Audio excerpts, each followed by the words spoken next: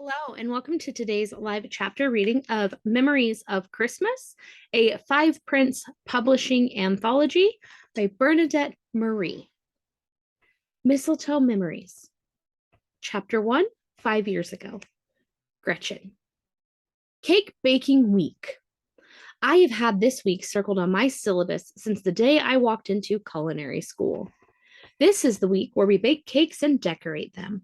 This is the week I'm going to shine. Since the 3rd grade, my side hustle has been selling cupcakes. My grandmother and I would make them every weekend when I was young. We elaborately decorated them and gave most of them away, usually to the nursing home where my grandmother had many friends. But every day, I'd pack 2 in my lunch. One was always for me because I have a sweet tooth and my mother said I was born with it. The other cupcake was for the highest bidder. The price of a cupcake in the elementary school cafeteria ranged from a quarter on a really bad day to a sticker that I really wanted, trade for line leader, or on the best day, Dylan Walker paid $5. I quickly realized that was all the money he had to his name, and he often went without lunch because he didn't have a lunch account and no one made him a lunch. I gave him the cupcake and the $5 back. From that day on, I brought 3 cupcakes a day, one for me, one for him, one for the highest bidder. By the time I made it to high school, I was selling a dozen cupcakes out of my car a day. I never got in trouble for it. Some of the teachers were my best customers. But now, among the students in class with me ready to learn the art of baking cakes, I will excel. This is my home turf. I did what I had to do to braise the meats and saute the vegetables in the other lessons, but baking, this is where I will shine. In a few years, I'll have my own bakery. Everyone will want a Gretchen Myers cupcake or wedding cake. I will be the Vera Wang of wedding cakes, and the top bidders will be the social elite. I take a seat at the prep table on a hard metal stool. Of course, I'm at the front of the room because I don't want to be overlooked when I wow everyone with my skills. Good morning, the words resonate through the open kitchen, only now filling with the other culinary students. I look up from my notes and see the man who had wished us all a good morning, and my heart begins to hammer in my chest. God, if he wasn't the most handsome man I'd ever seen. Blonde hair pulled back into a ponytail, and he has a dimple in his cheek when he smiles. He has a hint of stubble and dark eyes that shimmer under the lights that illuminate his working space.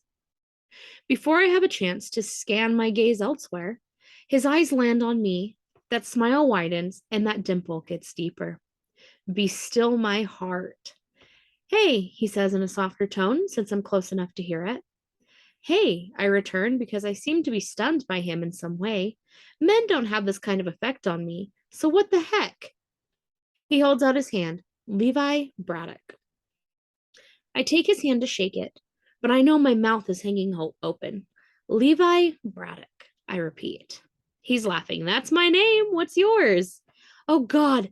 Levi Braddock is standing in my presence, holding my hand in his. This is only one of the biggest names in the industry here in Denver, and because I stalk his work, I know he's only 27 years old and the most sought-after cake designer around.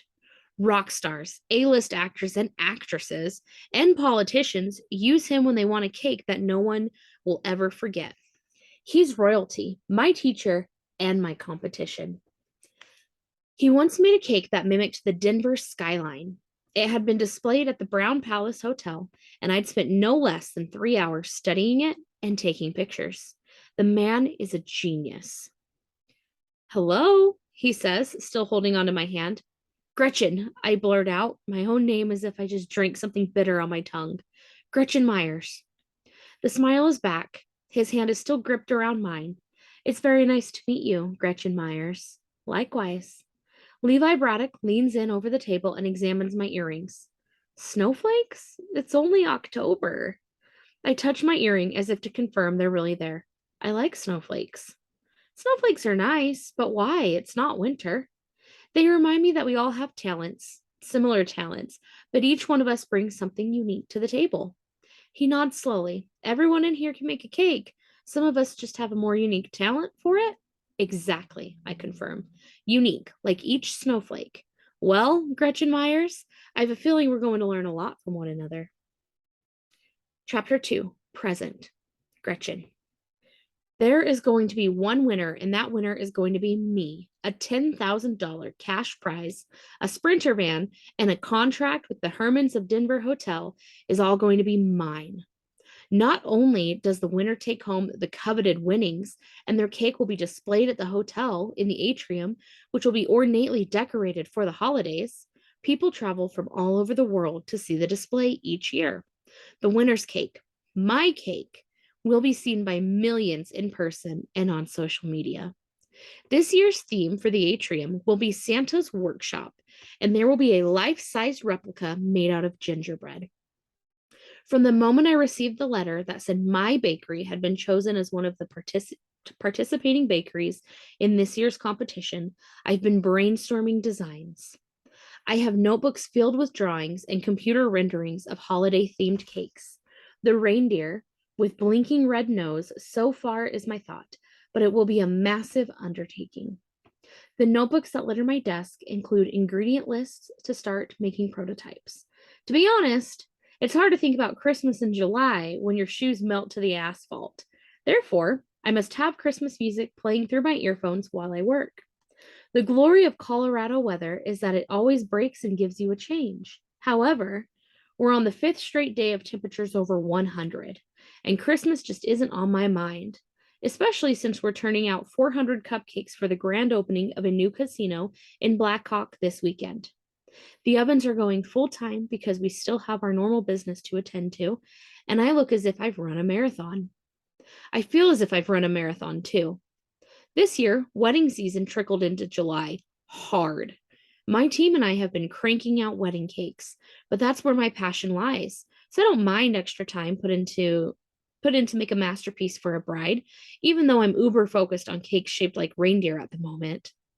I called in that flower delivery. Marcia, my manager and right hand, says as she walks into my tiny office at the back of the bakery, where the temperature is a balmy 80 according to the tiny thermometer I keep on my desk. It'll be here Wednesday morning.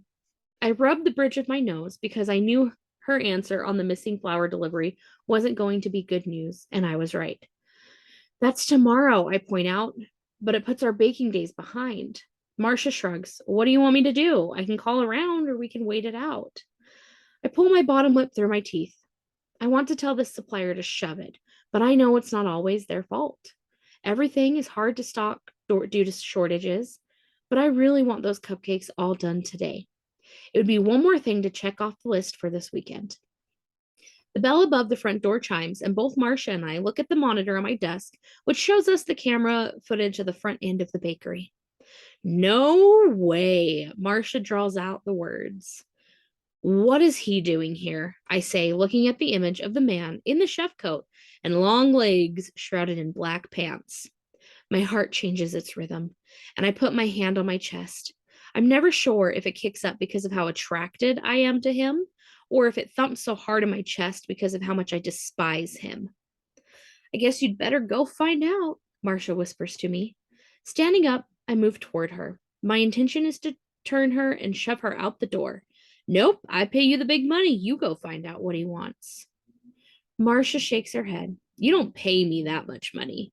I'm not going out there. Gretchen, it's your bakery and he's your ex. Chapter 3, Gretchen. I bite out a curse under my breath, watching the cameras and realizing that Levi is walking through the bakery. A moment later, he is standing in the doorway to my office, arm leaning on the jamb, a stern stare affixed on me. Can I have a minute? He asks, and the gravel in his voice resonates in me as it always does. God, I hate that about him. Marcia's eyes finally move from him to me. She's waiting for me to ask her to leave, but I don't want to be alone with him. Sure, what do you need? Levi walks fully into my office. Marcia, would you mind giving us a moment alone? She hurries out, closing the door behind her. Traitor! I should fire her. But I can't. I need her. Instead, maybe I'll stab Levi with the scissors that are laying on top of my desk. I actually wrap my hand around the handle of them, and he eyes me coolly, so I let go. What are you doing here? I ask and drop down into my office chair. It creaks beneath my weight because it lost a screw years ago, and I'm not going to replace it over one lost screw. I'm also not going to admit that I've gained a few pounds in the last few years. My grandmother would have attributed that to happiness in what I'm doing. But then again, she'd always been kind when it came to my weight and was a huge advocate in me loving my body at any size. I need a favor, he says, scanning a look over me. That alone should have me grabbing for those scissors again, but Levi has never looked at me and not known appreciation for what I look like, even covered in flour, my hair piled on top of my head. When his gaze lands on me, there is a sparkle in his eyes. Damn him! I think your days of asking me favors and getting them are long over, I say, drawing his attention back to my eyes. Levi leans his long body against my desk, his hand resting atop the stack of purchase orders I have laying there. This is business, not personal. With you, business is personal. I don't plan to mix either. Picking up a gold-plated pen from the top of my desk, Levi rolls it between his fingers. You're going to hate me forever? And a day if I can, I promise. Then I might as well tell you what I need. I raise a brow and wait.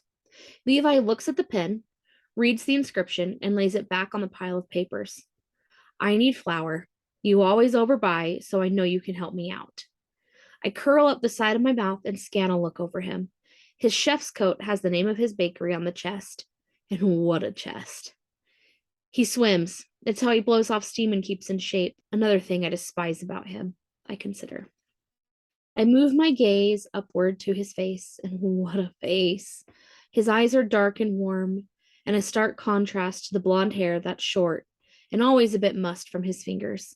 I've never been able to decide if I like the shorter hair or his ponytail of years ago. He wears both so well. I wince at the thought. I shouldn't care what his hair looks like anymore. I don't have to care for him at all, I have to remind myself. Levi's lips part, as if he's going to say something, but I hold up my finger. I happen to have an enormous order going out this weekend, and I'm fresh out of flour. In fact, I'm waiting on an order myself. He cocks a brow. An enormous order? Gigantic.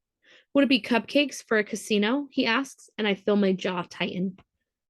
What I'm doing is none of your I'm making 400 cupcakes for Press Your Luck Casino, he admits. So is Charlotte's Goodies. I press my hands to my thighs because they've begun to shake. Seriously? Levi shrugs. I guess they figured they'd hedge their bets in case one of us fell through. Then again, they do this to us every year. I could have easily delivered them 1,200 cupcakes, and so could you. I'm not judging their business model. I'm taking the business, but I'm taking on a lot of business, and right now, I'm out of flour. I picked up the pen that Levi had examined when he'd leaned against my desk earlier. I'm not getting my delivery until tomorrow. I just can't. You can. I don't want to. He curled his lips into a tight little smile that makes his eyes sparkle, and I know he does that because he knows how sexy I think it is when that dimple in his cheek pops. You do want to. Not because you want to help me, but because you don't want me to fail and not show up. You want to see if I can show up with something even as close to perfection as yours. I really hate him. I'd love nothing more than to see your team pull up to unload and all the trays slide out of the back of your van. That's what I thought, he said, smiling wider. All I need is 2 bags. I tilt my head to the side. You came here for 2 bags? You could go to Costco for... I did. They didn't have any either. Neither does the restaurant store or the 6 suppliers who I called. Everything in town is headed here tomorrow.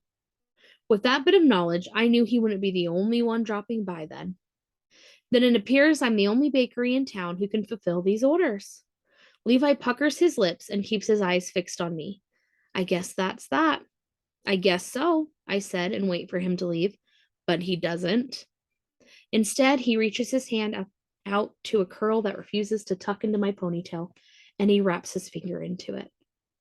I don't care how much the closeness of him makes my body temperature rise, or how much looking into those eyes makes me want to wrap myself around him. I can't stand him, and there is no way I'm going to help him.